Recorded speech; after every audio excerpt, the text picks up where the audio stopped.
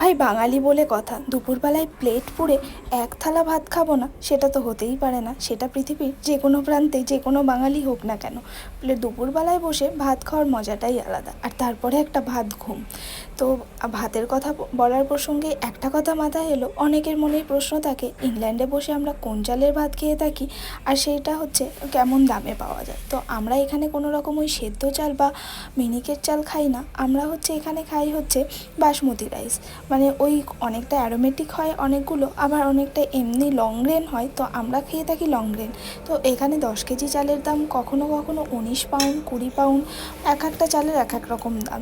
তো এইরকম দামের থেকে থাকে, কিন্তু অফারেও অনেক সময় দেয় যেটার দামটা অনেকটাই কমে আসে। আর আজকের লাঞ্চের মেনুতে ছিল হচ্ছে ভাত, তার সঙ্গে আলু মাখা, আর তার সাথে ছিল হচ্ছে অ্যাভোকাডো বাটা ডিমের অমলেট। আর আমার এই দিদার রেসিপিটা হচ্ছে সেটা হচ্ছে টমেটো দিয়ে ডাল। তোমরা কে কে পছন্দ করো টমেটো দিয়ে ডাল? এটার মধ্যে অবশ্যই হচ্ছে ধনেপাতা অ্যাড করা যায়, কিন্তু এখন যেহেতু সামার, ধনেপাতাটা সিজনের হলে অনেক বেশি টেস্টি হয়ে থাকে, কিন্তু সিজনের নয় বলে আমি আর খুব একটা ইউজ করি না এখন।